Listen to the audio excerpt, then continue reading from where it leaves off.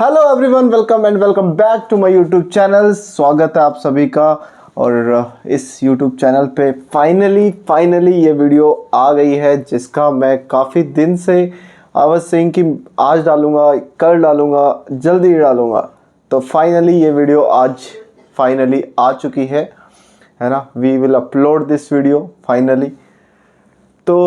So this video we will discuss everything like क्या क्या मेरी strategy थी, what resources I used, how I able to pass this December FMG 2023 in my first attempt. Everything we will discuss. You don't need to worry about anything. I know those who are FMG aspirants, you are very scared right now.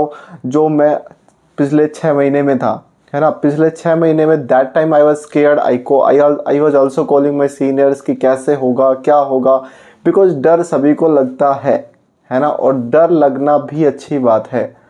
तो at least we will do, we will make it can be the long video, but I will try to make it very concise, है ना। और Hindi English थोड़ा थोड़ा mix करके चलेंगे, तो ताकि थोड़ा इंग्लिश वालों को भी बेनिफिट हो जाए और हिंदी वालों को तो बेनिफिट हो ही जाएगा। सो लेट्स डिस्कस इट कि क्या क्या स्ट्रैटेजी। तो अपने देखो, when I was in my graduation time, so I completed my graduations in July, है ना। उसके बाद I just enjoy, I work for the क्रोक वन एंड ऑल दो स्टफ। सो आफ्टर दैट मैंने कुछ पढ़ाई नहीं करी। अगस्त आ गया। अगस्त के टाइम पे I started the preparations on, I came back to I think 8th of August और 9th of अगस्त, और उसके बाद मैंने 12 of अगस्त से I started the preparations. Then उसके बाद ये हुआ कि जो हमने प्रिपरेशन स्टार्ट किया, तो उस I started with the pharmacology, ठीक है। And every source I will tell, क्योंकि for me I was not able to connect to the all the teachers, है ना। जैसे कोई एक पर्टिकुलर रिसोर्स अगर मैंने यूज़ किया, I was at home at that times, I didn't go for offline coaching, तो I was like at the home at the particular time. और जैसे for example I started the pharmacology with the cerebellum, okay, by the doctor Govind Garg sir. So वहाँ से मैंने pharmacology की, and I was like practice sure कि अच्छा pharmacology हो गई है, 4-5 दिन में कंप्लीट हो गई थी pharmacology.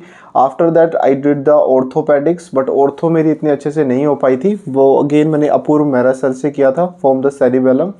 After that I started with the paediatrics. जो पीडियाट्रिक्स जो सर ने पढ़ाई थी, doctor Anand Bhatia sir from cerebellum, है ना। So he is the best I think in the paediatrics. और जो उन्होंने मतलब गाना गाते गाते जो मस्ती से जो पढ़ाई करवाई है और सब कुछ मस्ती से करवाया, तो वो सब चीज़ें मैंने इजीली कवर कर लिया था। उसके बाद क्योंकि देखो, I was in the starting of my college time, I use the marrow app, marrow videos मेरे को लगा कि मेरे को कर लेनी चाहिए, बट वो ना वॉर वाला जो टाइम था ना, आई टेल यू दैट वो कम्प्लीटली एक डिप्रेशन वाला फेज़ था। वो एक डिप्रेशन वाला फेज़ कि उसमें मैंने पढ़ा, नॉट ओनली मी, मेरे जितने भी साथ के जो स्टूडेंट्स थे उन्होंने पढ़ा, सब कुछ था, बट किसी को याद नहीं था। आई रिमेंबर कि जब मैं मार्च में वापस यूक्रेन गया, तो उस टाइम की एक बात है, तो उस टाइम पे मैंने काफ़ी ऐसा हुआ कि मेरे को ऐसा लगा कि यार मतलब पूरा 1.5 ईयर और minimum like you can say कि 2 साल बर्बाद हो गए। ऐसा वहाँ पे जैसे ही मैं मार्च के अंदर गया, तो ऐसा मुझे वहाँ पे लगा। और जो भी मैंने प्रिपेयर किया था, जो भी मैंने उस टाइम पे उस फेज़ में जो यहाँ पे था, तो उसमें तो यही चल रहा था ना कि यार क्या होगा क्या नहीं होगा। तो फाइनली एक बात तो मुझे यहाँ से समझ में आ गई कि जो भी होता ना भाई, उस चीज़ की टेंशन ना लो। तो वो चीज़ें एटलीस्ट मेरी कम हो गई।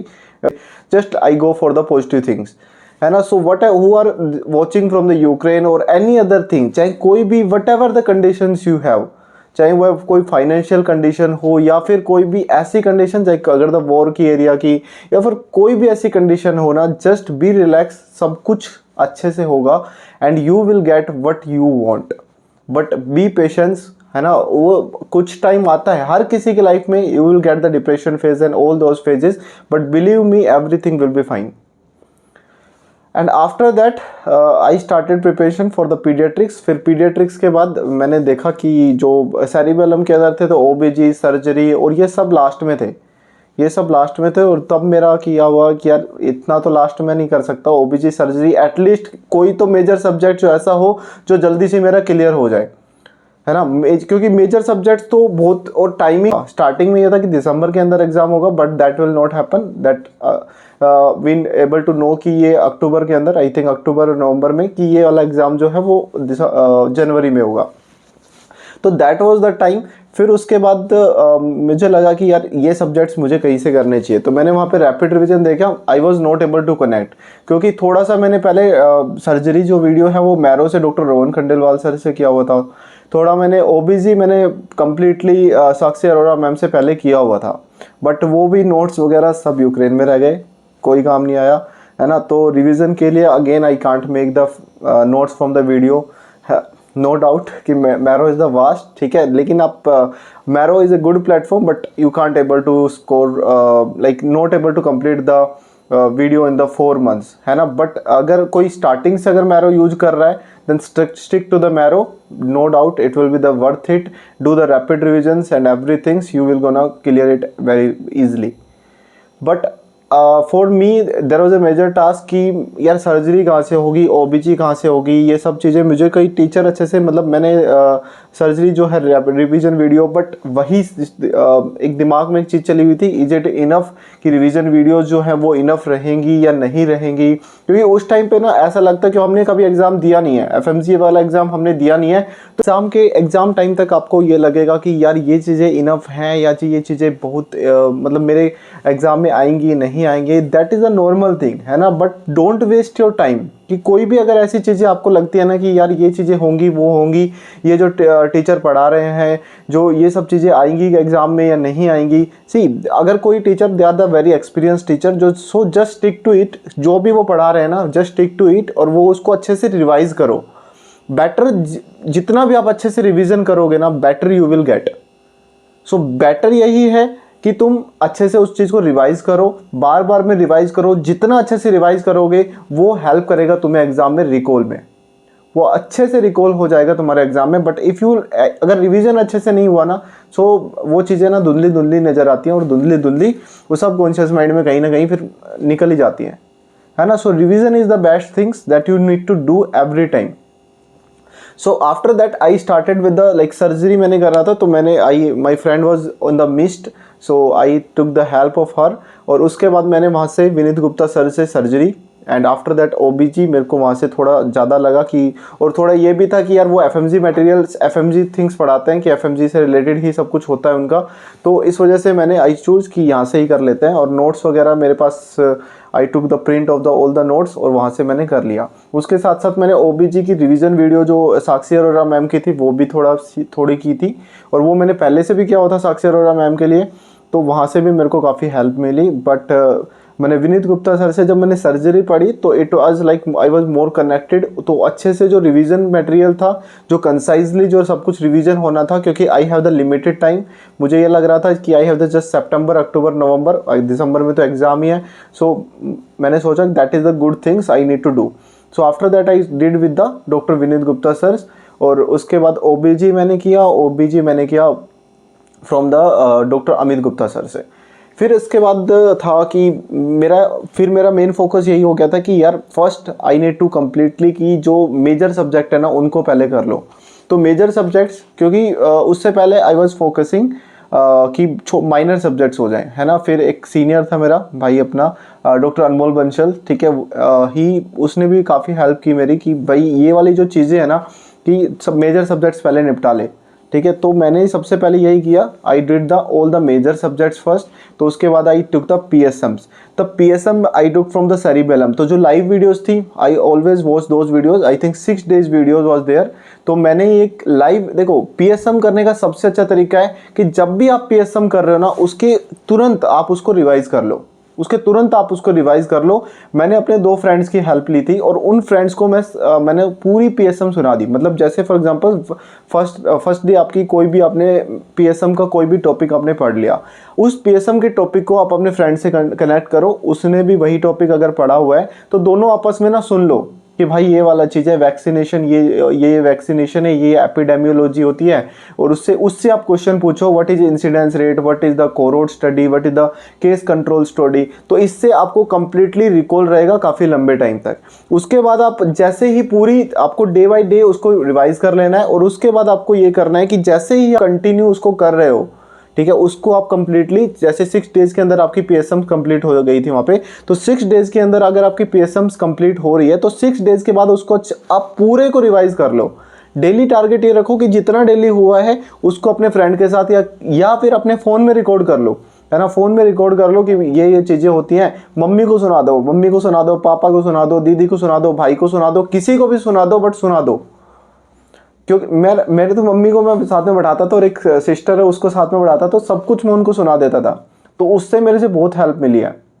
सो जब भी आपको ऐसा टाइम मिले, सो डू कि यार ये वाला रिवीजन टाइप है और मतलब आप ये वाला मेरे को सुन लो, या फिर उनको ऐसे, जैसे फॉर एग्जांपल आप पढ़ रहे हो, ठीक है, उनको पढ़ते पढ़ते सुना दो कि देखिए ये होता है, ये होता है, उनको पढ़ा दो, ठीक है। मेरी मम्मी तो बहुत कुछ सीखी है इन चीज़ों से, तो वो चीज़ें आपको हेल्प करेंगी काफ़ी, ठीक है। उसके बाद हमारा जो अगला सब्जेक्ट आता है, तो ये मैंने पीएसएम्स, ओबीजी और सर्जरी। देखो मेडिसिन के लिए फिर मेरे पास आया टास्क, क्योंकि medicine I was not able to connect. को ऐसा चाहिए था कि जस्ट कंसाइजली मिल जाए, क्योंकि पैथोलॉजी और माइक्रोबायोलॉजी तो आई ऑलरेडी डन, बट मेरे को मेडिसिन का था कि मेडिसिन एटलीस्ट मेरे को कहीं ऐसा मिल जाए कि एक कंसाइजली हो जाए। और क्योंकि पैथो माइक्रो और अगर हमने फिजियोलॉजी कर लिया ना, पैथो फिजियो और फार्माकोलॉजी, तो वो अगर हो गए तो मेडिसिन ऑलमोस्ट कंप्लीटेड हो गया। तो मेरा यही था कि यार at least I should get the कि जो भी आपका मेडिसिन वाला पार्ट है वो मेरा हो जाए। तो मैं देख रहा था ऐसे ही, तो आई गॉट द डैम्स।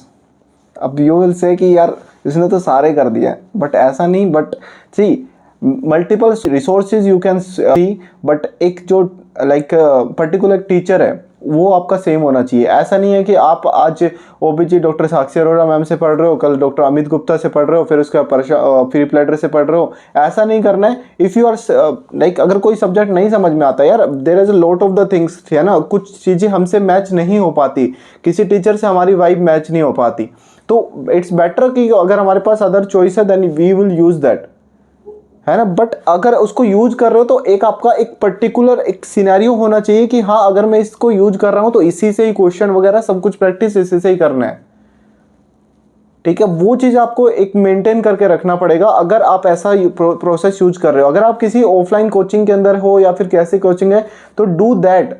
मैं नहीं कह रहा कि आपको वहां से उठ के और वहां इधर उधर रिसोर्सेज को आपको पकड़ने हैं। ऑफलाइन के अंदर तो यार आप बैठे हो ना सामने, तो आपको टीचर से मैच हो जानी है आपकी वाइब कैसे ना कैसे करके।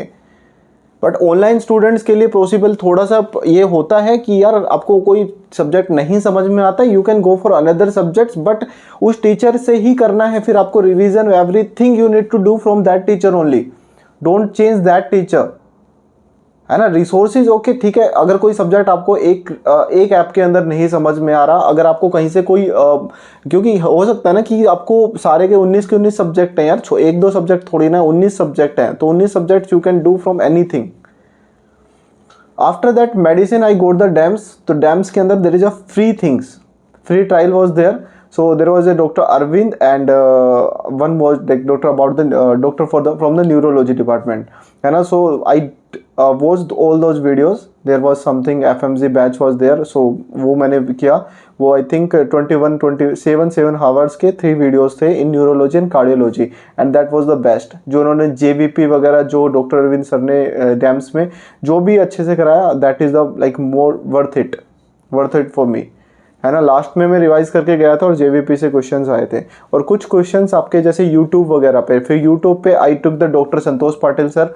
तो डॉक्टर संतोष पाटिल सर की जो भी वीडियोस वगैरह थी, रैपिड रिविजन्स वीडियो उन्होंने डाली हुई थी, वो सारी रैपिड रिविजन्स मैंने देखी।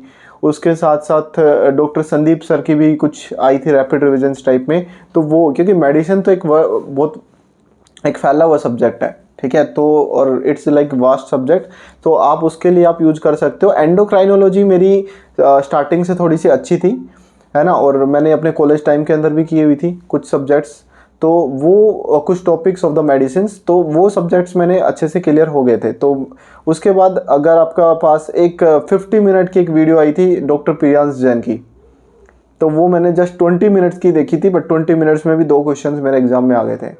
तो वो वीडियो भी लाइक द वर्थ इट थी, क्योंकि इसमें 2 क्वेश्चंस मेरे लिए आ चुके थे।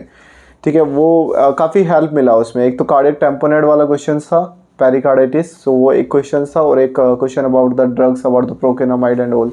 उसके बाद इसका sir pathology and microbiology. Pathology और microbiology I did from the doctor Preeti Sharma, and she is the best in patho and micro. और I will recommend you must watch all the, like अगर आपको कंप्लीट रैपिड रिवीजन वीडियो अगर आप नहीं कर पाओ तो उसके LRR वीडियोस, मैम के LRR videos, flash card series, वो बस आप कर लेना। That believe me that will be like game changer for everyone. उसके बाद let's discuss about the anatomy. See anatomy मेरी थोड़ी पहले जितने भी all the preclinical subjects ना, I have the like basics idea, क्योंकि I was teaching also at that time, so I have the little basics idea for all the preclinical subjects, but I was worried कि यार इसको अच्छे से revise करना है ना, क्योंकि revision, I told you the last 2 years there was nothing about revision, है ना, there was the complete the lag between the of the 2 years or the 1.5 years you can say. So anatomy I did from the Dr. Silpi ma'ams, again from the MIST I took the help from my friend, I took the subscription of that, और वो हो गया। ठीक है, if you know you know। ठीक है, then from Dr. Silpi ma'ams, if you don't have the videos of the Dr. Silpi ma'ams, please watch the 25 question series, whether it was in the January, June or all the like past 3 year paper, 25 questions जो series है वो देख लो, वो भी more than enough है।